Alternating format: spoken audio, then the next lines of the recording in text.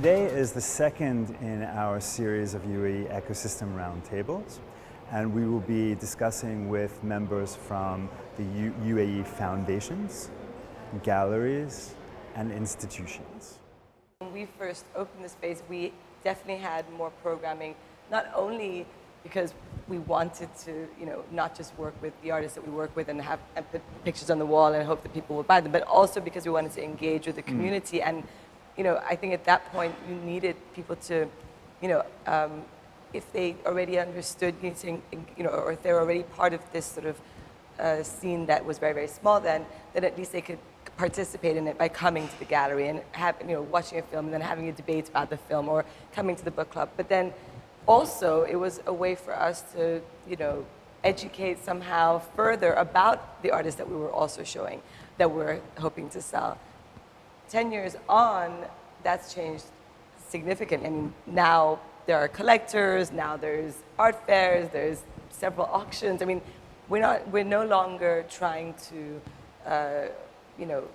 make people understand why, they should maybe buy an artwork. So this is from the commercial side. But I think, as far as we're concerned, we think that it's time to reconnect, actually, back with our sort of beginnings and back with the community, because I think now it's an interesting time to see what's happening and to sort of have that kind of discourse that we were trying to have, 10 years ago in a much smaller city. So the advantages of being here is that it's still young enough for it to be changing, for it to be not a,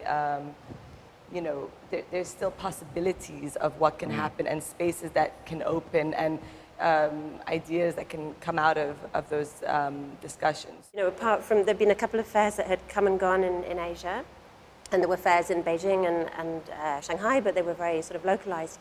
But otherwise, Art Dubai was the first major fair in Asia. And if you think about that now, it seems insane. I mean, but in 2007, people were still starting to think of an art world that was kind of truly global. Sounds very glib, but the idea that there was a proliferation of art cities that included centers throughout Asia and the Middle East and Africa, although still a long way to go in that circumstance.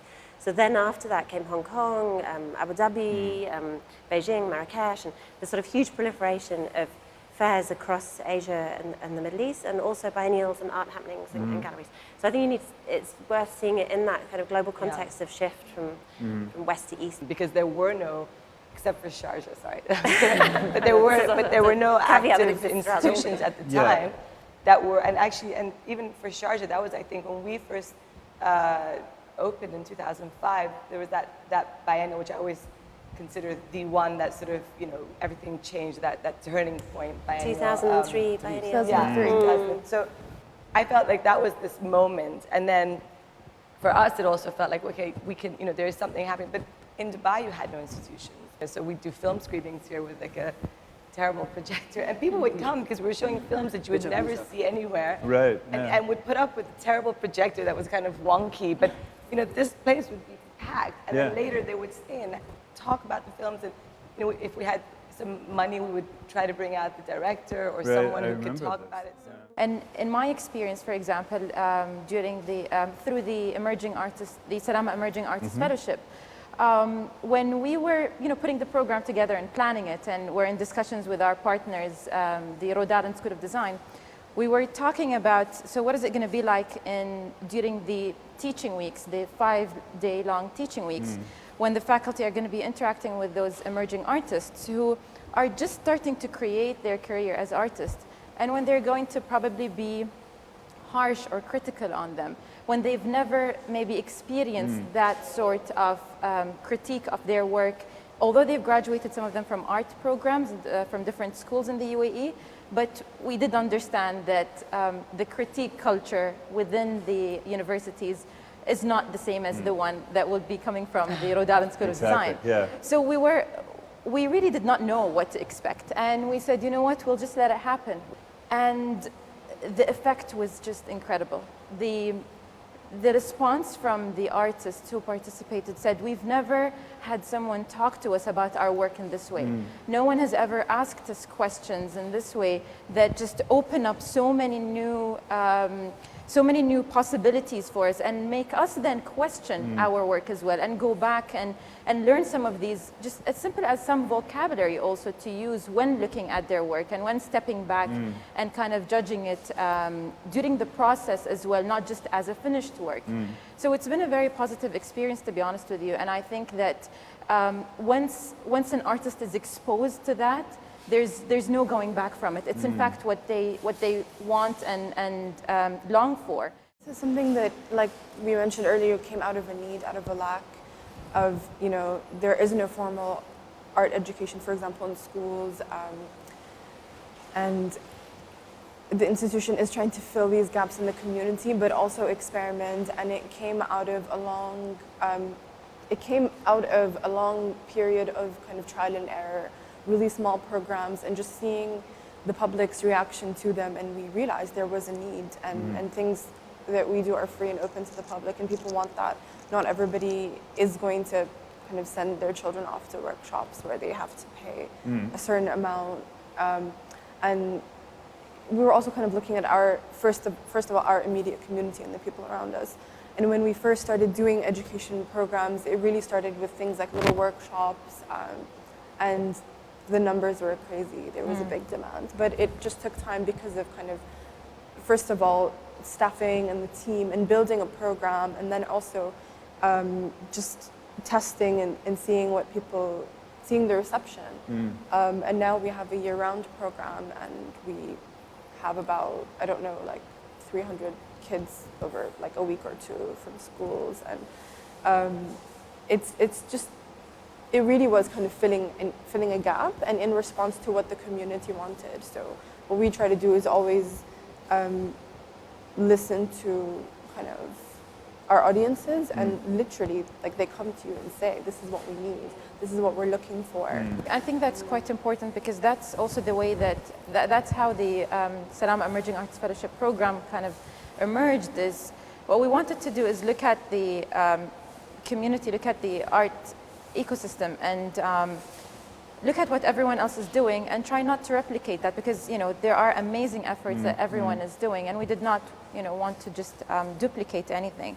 So we created focus groups and met with artists and asked them, what is it that you need? What is it that's lacking here?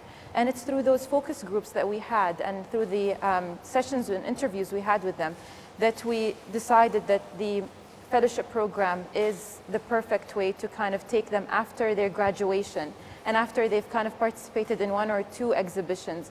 So artists who have decided that this is what they want as a career in the future, and now help them build the foundation for that and kind of anchor themselves very strongly as artists, knowing who they are as practitioners, and help them be able to maintain their practice for the long term, so that they're not artists today and something else tomorrow, but really see this as kind of a lifetime practice. Yeah. So it's really the answers they gave us that helped us build the program and decide that this is what we want to do, and move on with the initiative from there. Okay.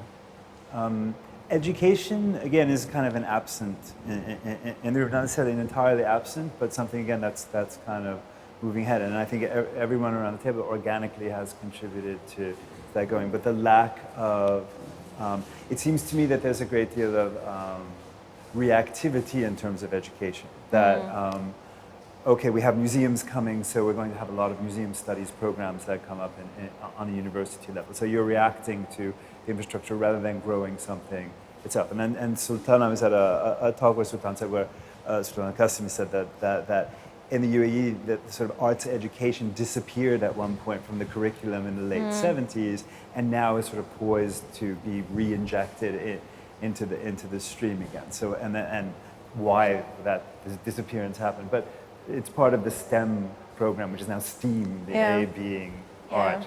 So again, is that enough, really? And now, even if it does come, there's a lot of other things that exist around it to create. And as a new voice, like in the horizon, an educational institution with an art gallery, what does that bring to the table? Because clearly it's not going to be reactive anymore. Well, to some extent it is. Okay. Because when I was sort of formulating the vision for what the university gallery would be, I tried to look at what does this ecosystem still need. And I actually was thinking about it as an ecosystem and how we have a lot of what I see of as the seeds of what it takes for a really vibrant art community, and where are we not seeding, you know? And for me, it was the sort of smaller, more exploratory, sometimes more scholarly exhibitions that don't have to worry about sales, for one, which is a very important role in the ecosystem, because artists need to, you know, that has to happen before anything else can happen. So Sunny laid the groundwork there. And now having exhibitions where there's a certain amount of freedom, but also rigor coming from my peers in the faculty. So I have, you know, these faculty members who I talk to about what the exhibition plans are. They bring up deeper questions, drawing on their scholarship, which force me to work harder on the exhibition, which is really great. So already before the show even gets pitched, I'm thinking in educational terms. But what I'm thinking about as I'm listening to everyone talking about the critical aspect is that you can't have criticism until you have a show. You can't have art exhibitions until you have artists. You can't have an understanding of arts and museum practice until you see arts and museum practice, right? And so it's this thing where we all have to kind of keep building at the same time. We can't build one and then the other. A bunch of art critics with no museums, obviously, would be ridiculous. And I feel like one of my jobs is to keep raising the bar on exhibitions that will, on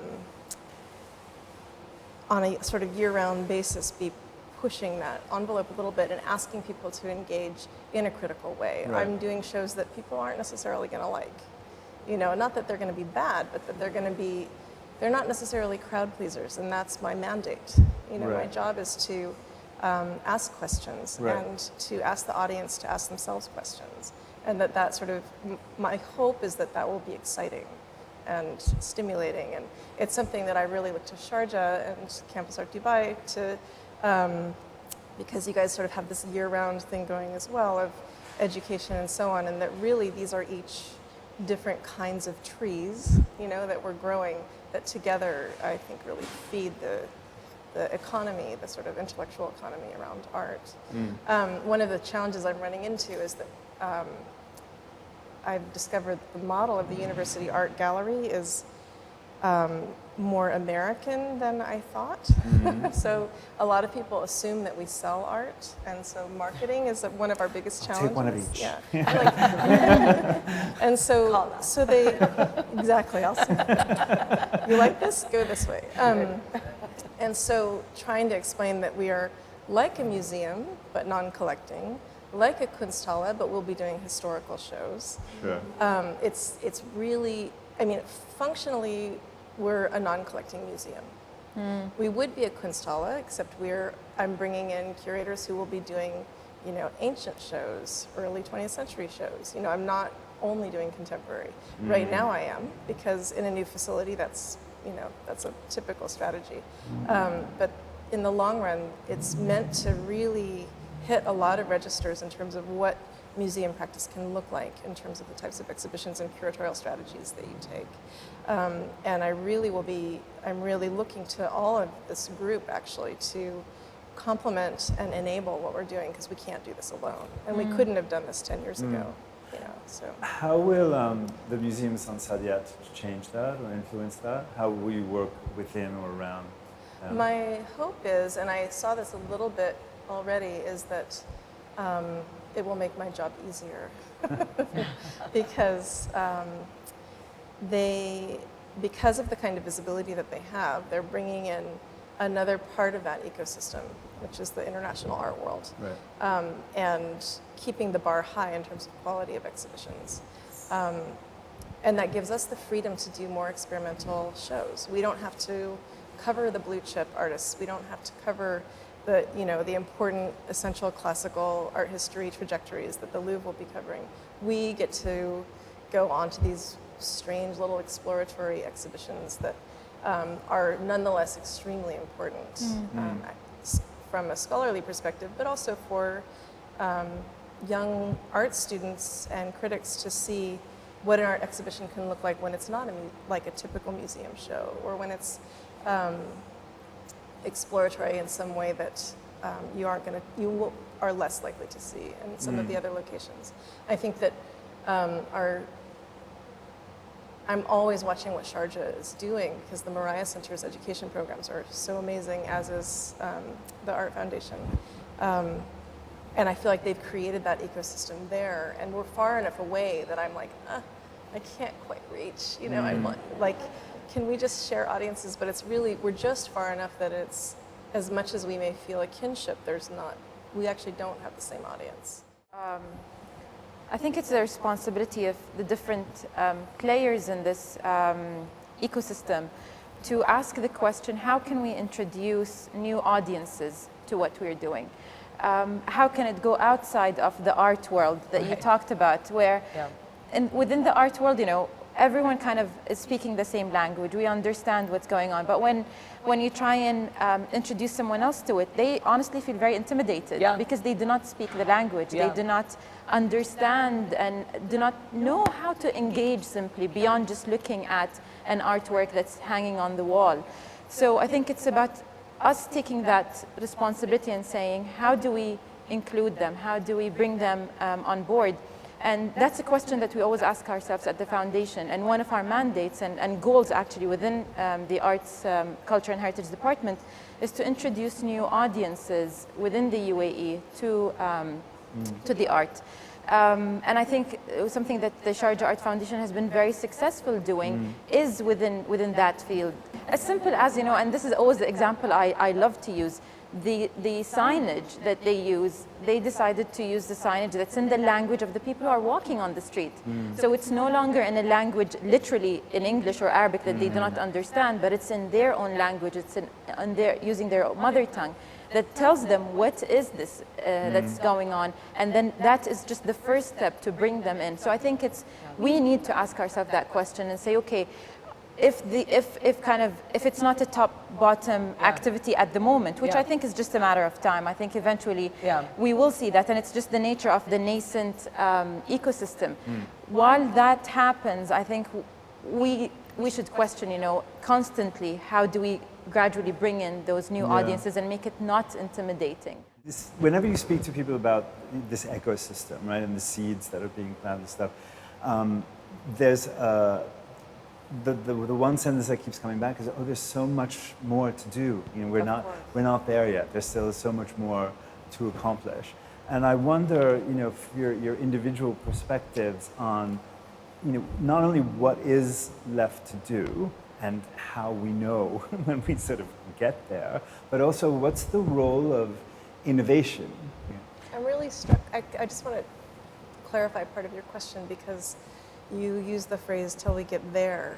Yeah, well, I know, but it's a leading question. And I'm kind of, I think that as an expat arriving here, I found it really tempting to sort of make those comparisons. Before I came here, I worked in another really unusual art community that set itself in opposition to New York. It was 3 hours from New York, and it had this kind of like, we're not New York, and we don't ever want to be. And so I'm very conscious of, who are we comparing ourselves to? What do we actually already have here that's really amazing? And when I discovered the work that Mohammed Kazem had been doing and Hassan Sharif had been doing, I realized it's already here. We're already there. The question is, what do we want it to be? I think I'm just taking your question and turning it around, but it's essentially the same question, but it's so what do we want to do next? But that sort of poses a larger sort of ghost question, which is, what do we want this to be? Because we're all so actively involved in shaping it and working together to sort of pose visions of what it could be. And I think for me, that's where the real ongoing question is where is there that we're going? I think what you're saying, I totally agree. I think what you're saying is almost that the act of innovation in itself. So the fact that Right. we're having this conversation about how do we build, I Right. mean, it's a really interesting one, because I think that in many other cities there might be a sense of sort of passive consumption of Right. culture rather than a kind of, active role in building, which is Right. in itself a sense of kind of constantly innovating and building, and that people feel that they should have an active kind of stakeholder role in building a city. So that in itself is a kind of active innovation. And I totally agree with you as well about where is there. And I know that, and we have this all the time when people say, oh, maybe one day you'll be as big as Art Basel. And they're like, we don't want to be Art Basel. This is a completely different sort of role for a fair, and it's totally appropriate. And I think what's interesting about everybody here is that everyone's involved in organizations that are somehow sort of homegrown and are responding directly to this place. Yeah. So I think, and maybe that's why there's a set, level of being effective and having this very sense of, this sense of kind of active participation in building something. And that's, I think, very different to thinking, how do we replicate something elsewhere? How do we import something? How do we compare ourselves to other people? Rather than thinking, well, we're in a very particular context of looking towards Africa, the Arab world, Iran, South Asia, Turkey a little bit further over there, and that bringing about it a completely different and very unique perspective. And the potential is so huge if you think of the way that the UAE has become such a kind of hub, and the ways in which it's relating to all these different views that it looks out on. I think that is crucial to everything, and this balance between history and the now. But in sense of when you were saying what's urgent, I think it's to do with archive building and a sense of deepening of history. Yeah. And constantly questions from people saying, so where can I access the early films of UAE filmmakers? And I think, there's a collection at Zayed University, there's the Centre for Documentation and Research in Abu Dhabi, but those roles are quite different, and there's not necessarily a sense of, we were running so fast through the 2000s that wasn't necessarily a sense of how does this relate to what's gone before. Yeah. And also this kind of washing machine mentality of new people coming in and saying, this is done, we were talking about it, this is the first time this has ever been done, and the sort of rewriting of history all the time. Yeah, which and then is... people disappear, and it's like, woo, and then off again. I don't know how you quote me on that, but you know what I mean, it goes round and round. And instead of sort of thinking this is part of a lineage of something that comes from before. So And I think that's where, to go back to the innovation part, that's where innovation can play a massive role. But I think that sometimes we tend to fall into this trap of thinking of the word innovation and thinking that we always have to create something completely new, something completely creative, something that no one has kind of done before. But I think that what's more important about the word innovation to me is to constantly look at what's been done and what we've been doing and evaluate constantly and see where can we make tweaks, where can we make changes, minor changes, and develop from there. And that's, I believe, where kind of innovation can really be very fruitful and impactful, is looking at what you've been doing and what everyone else is doing and just asking that question, how can it be done better, and constantly evaluating. And that would take us back to looking at those years and what we've been doing and how can we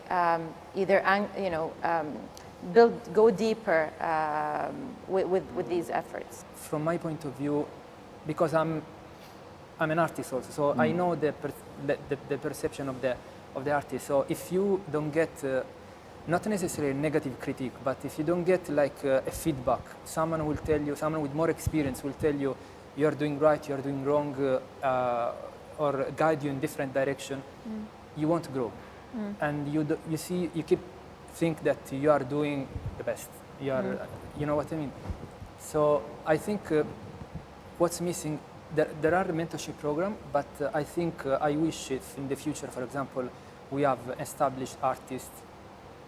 For example, someone from, let's say, Mohamed Kazem, who's an established artist, who will have an assistant who's an emerging artist, which is something happening in Europe all the time. For example, I used to be an assistant for an old artist, so this will help you really a lot to grow and to learn. This is very, very important.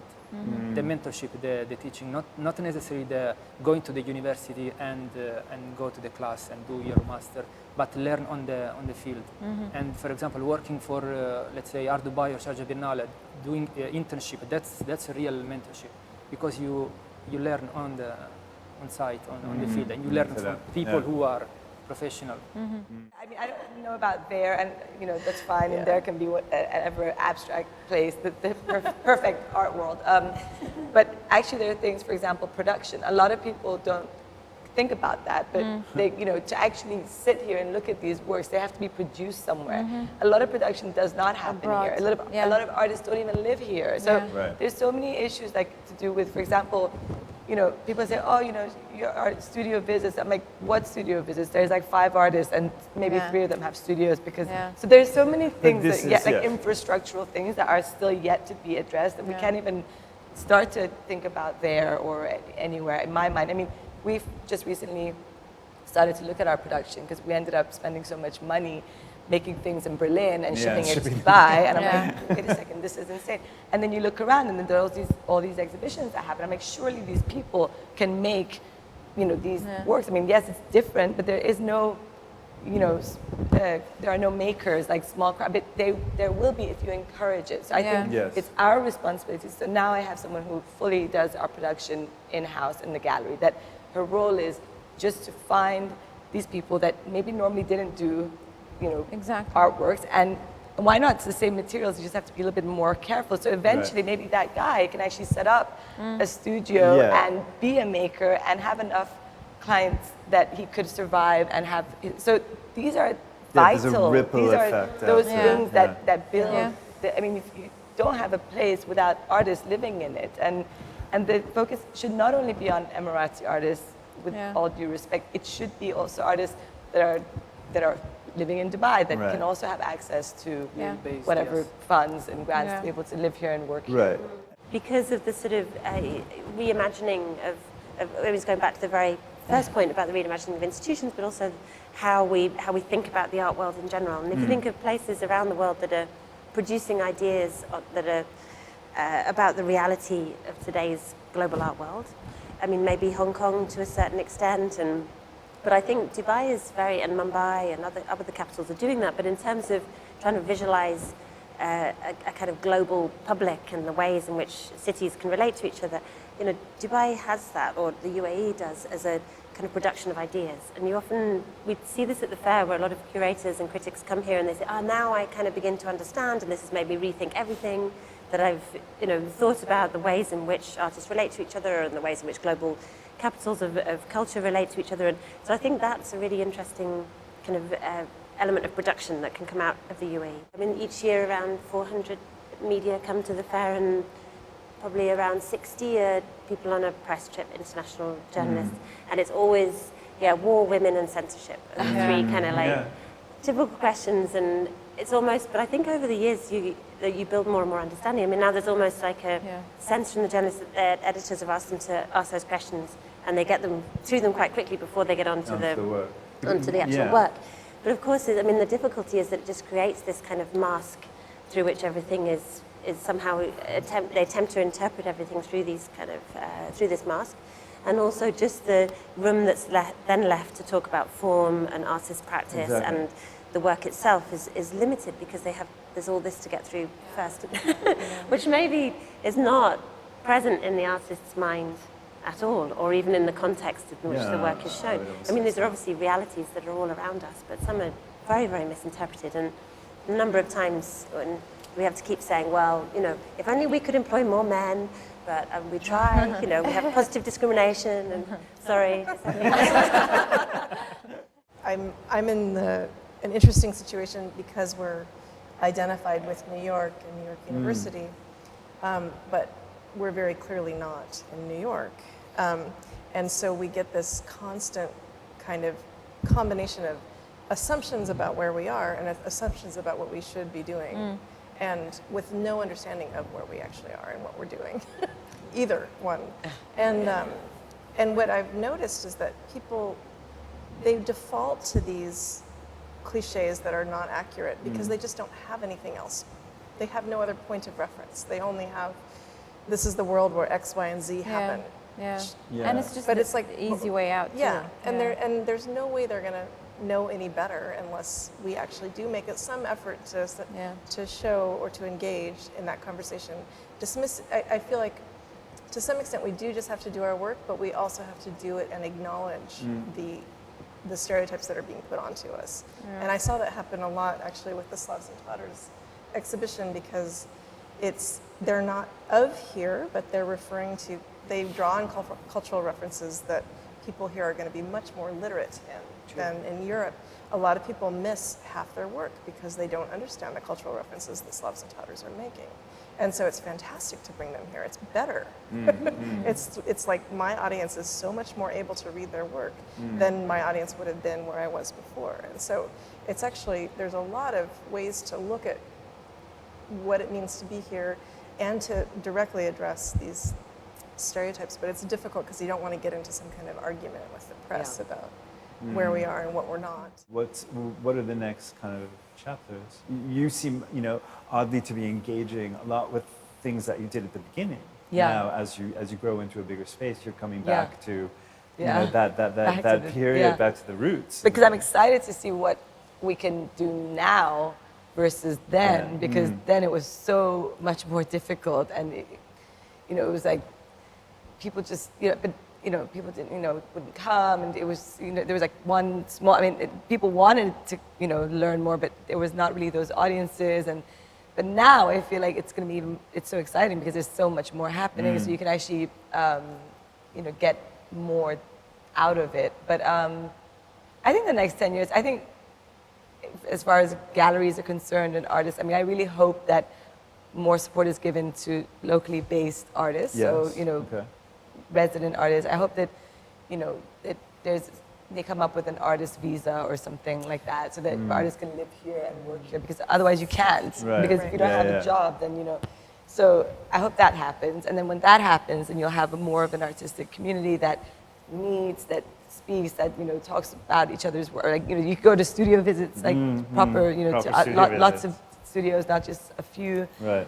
I think that will happen in the next 10 years. And I think that, galleries will start to show less and less Middle Eastern artists and more international artists. Okay. I think that's definitely going to have to happen, because, it's always at the beginning where you're sort of supporting more your own, and then the audiences are built, and then you feel, and also there's a huge international community here, so. And for that to be a kind of exchange, there are probably more international artists that will show artists from here as well, because this happens all the time. We see it at the fair that galleries come here looking for artists as well. It's that. Vice So versa. kind of Exactly. exchange. More of the artists from here will also show Have abroad, that. and more institutions finally will, be ready, and that will change the landscape hugely. Once the museums open in Abu Dhabi, I think something's happening in Dubai. I keep hearing things, but once that happens, it will change. Hopefully, the landscape and how we look at art, and I think we'll see more public art as well in the lead up to Expo 2020.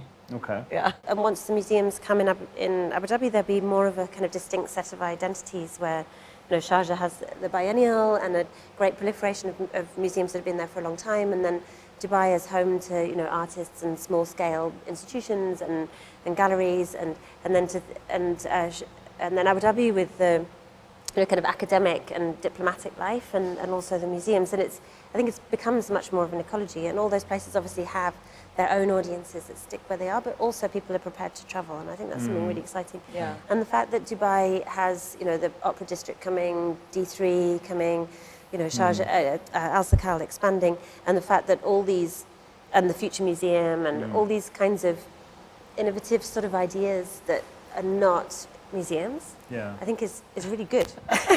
Put that out there.